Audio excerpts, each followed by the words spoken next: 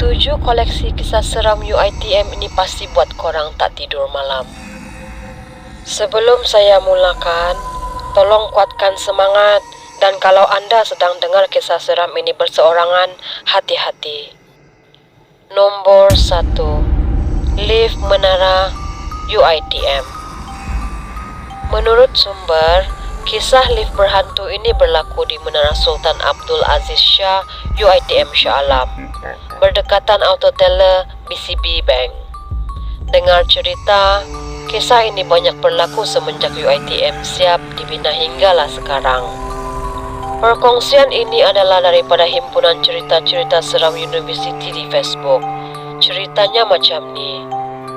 Ada lecturer aku cerita masa tu dia naik lift ni dengan kawan dia nak pergi tingkat 6. Apabila lift tu bergerak, lift tu terus pergi ke tingkat sekian-sekian.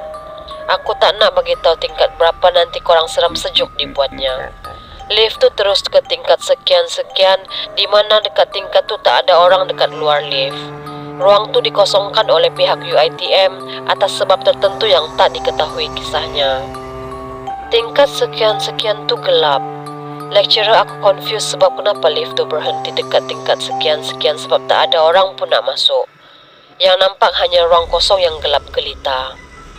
Dipendekkan cerita, lift tu turun naik berulang kali dari tingkat paling bawah, iaitu tingkat 2 ke tingkat sekian-sekian. Yang peliknya, kenapa tak berhenti dekat tingkat 6 sedangkan lecturer aku dah tekan butang tingkat 6. Lift tu turun naik sebanyak 10 kali sampai lecturer aku dengan member dia panik sebab time tu diorang dah dapat agak apa yang berlaku sebenarnya. Akhirnya selepas 10 kali turun naik, lift tu berhenti juga dekat tingkat 6. Banyak dah kisah pelik dekat lift tu. Ada student cerita dia pernah naik sama-sama dengan perempuan yang pelik. Perempuan tu turun dekat tingkat sekian-sekian yang gelap dan tak ada laluan lain di situ. Soalan dekat sini, siapa perempuan tu? Ada lagi satu kes. Student perempuan kena histeria semasa tengah naik lift tu seorang-seorang. Akhirnya, dia ditemui sedang meracau dalam lift bila lift tu turun ke tingkat bawah di mana ramai warga UiTM sedang menunggu nak naik lift tu. Nombor 2. Melati. Melati ini dikatakan memang popular dalam kalangan pelajar UiTM Sabah. Dia masih lagi menjadi penghuni tetap di kawasan asrama dekat sana. Menurut sumber, tapak UiTM Sabah ni adalah kawasan perkampungan jin suatu ketika dulu. Pihak UiTM telah membuat satu perjanjian dengan jin di sana. UiTM boleh dibina di tapak tersebut dengan 3 syarat yang mesti dipatuhi dan tidak boleh dilanggar. Senang cerita, 3 syarat ni adalah dilarang buat di kawasan kampus. Kalau tidak, penghuni UiTM akan dapat balasan. Macam mana kisah Melati ini wujud? Dengar perkongsian ini.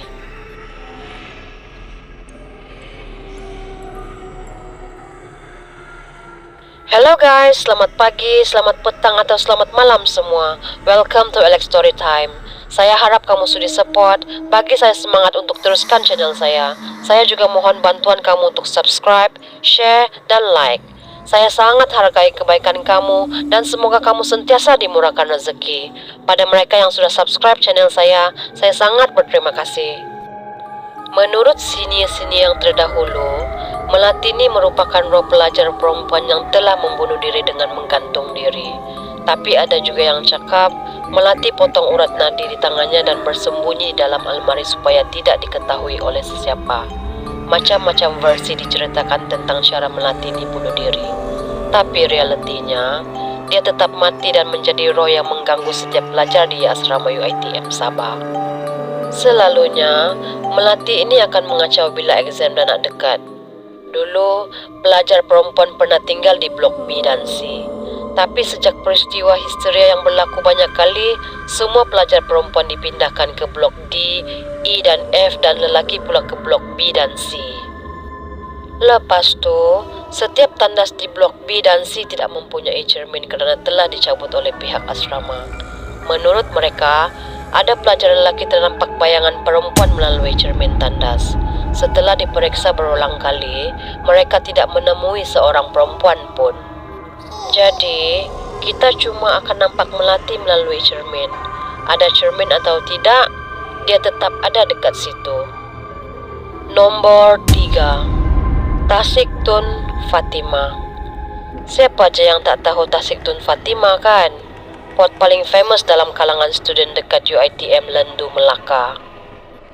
Macam-macam kisah yang berlaku dekat Tasik ni.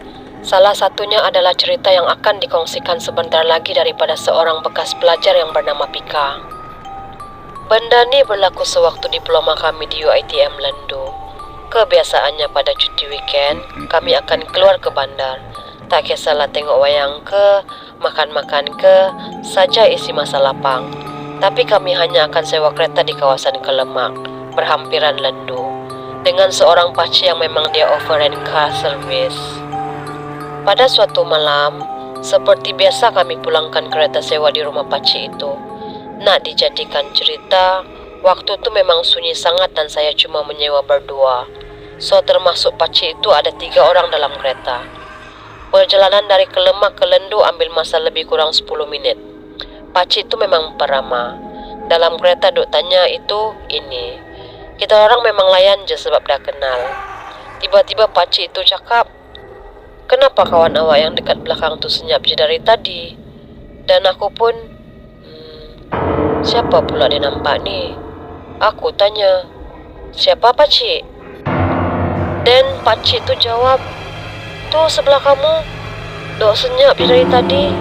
Tak suka ke pakcik bercakap je?" Dia tunduk pula. Aku memang dah rasa lain macam. Dekat belakang ni macam nak nangis dah, jantung memang laju habis dengan rasa meremang sebab memang sunyi dan ada satu kereta aja. Kawan aku dekat depan dah macam batu sebab dia cakap dia rasa something. Dalam hati aku dah fikir nak menapak lagi dari gate sampai hostel kena lalu Tasik Tun Fatima tu. Tasik ni pula memang popular dengan ceritanya tersendiri. Pakcik siap pesan lepas drop off, "Kawan kamu tu okey tak?" Aku diam je cakap terima kasih. Dan nak tak nak, memang kena reda bangunan lama UiTM, Tasik, masjid sampailah hostel aku Tun senaja. Kaki memang dah jalan laju habis. Sebelum sampai jambatan dekat Tasik tu, kita orang kena pas by satu pokok kabu yang tinggi. Aku memang tak pandang tapi aku tahu pokok tu wujud dekat situ. Dan aku dengan member jalan laju-laju. Lepas tu tahu apa aku dengar? Aku dengar entah dari mana suara lembut sahut nama aku dengan kawan aku berulang-ulang. Aku nak lari, tapi takut sampai tak tahu nak buat apa. Kawan aku pun jalan laju semacam, sebab aku assume dia pun dengar benda yang sama. Sampai aku tegur member tu, "Tak ada apa, tak ada apa." Nombor 4, Misteri UiTM Puncak Alam. UiTM Puncak Alam juga terkenal dengan kisah seram yang tersendiri. Kisah yang bakal dikongsikan ini pasti buat bulu roma anda naik. Dengar cerita daripada Hani sebentar lagi. Cerita dia start bila aku mula-mula daftar college nak masuk SEM 3. Sebab kawan serumah daftar lambat. Last kali kami dapat rumah dekat tingkat atas sekali, tingkat 9. Tingkat 9 hanya ada 5 rumah. And rumah yang diduduki hanya rumah kami. Scary. Satu hari tu, aku balik college lewat malam dah sebab keluar beli barang. Pukul 1 pagi lebih kurang. Memang sunyi sepi kawasan college. Hanya ada beberapa lampu bilik je yang terbuka sebab awal SEM kan. Siapa je rajin nak stay up. Waktu kaki nak naik lift tu, aku macam teragak-agak. Aku fikir waktu tu nak naik tangga je. Tapi tingkat 9, tinggi sangat.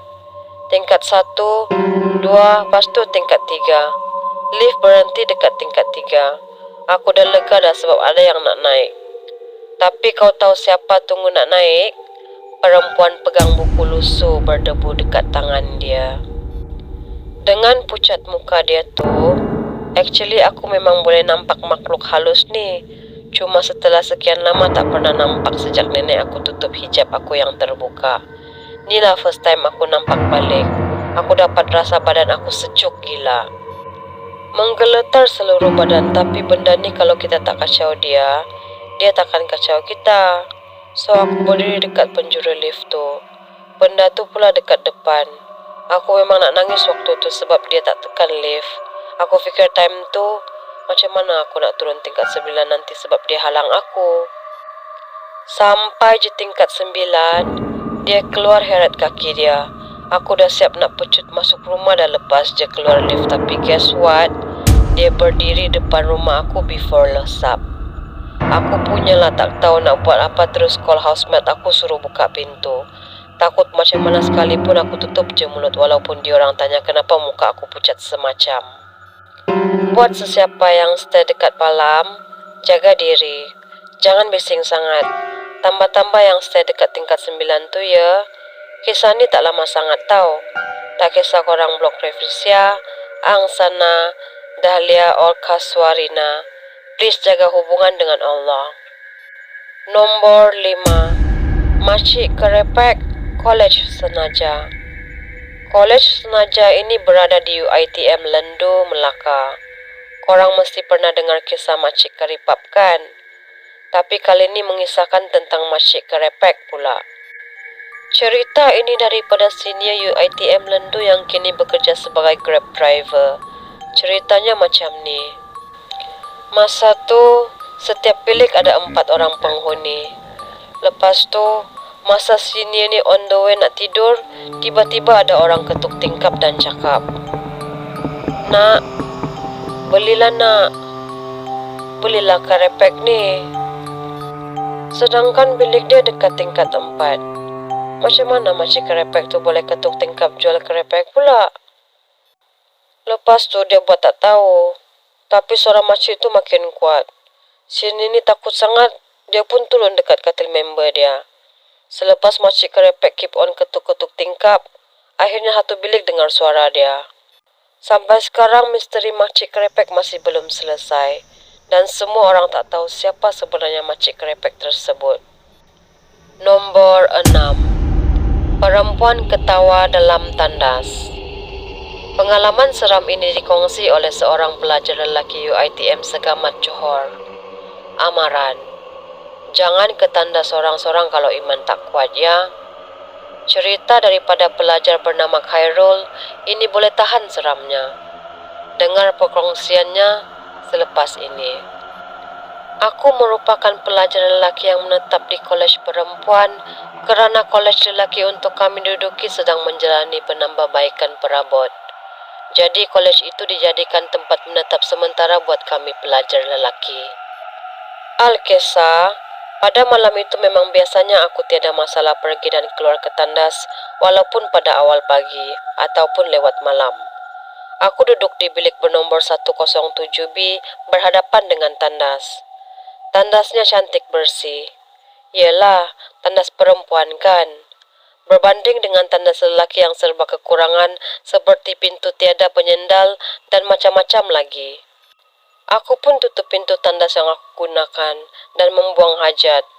Ketika aku membuang hajat, aku terdengar bunyi yang pelik. Ya, suara wanita ketawa. OMG, meremangkot sorang-sorang kat tandas perempuan tengah malam pula tu.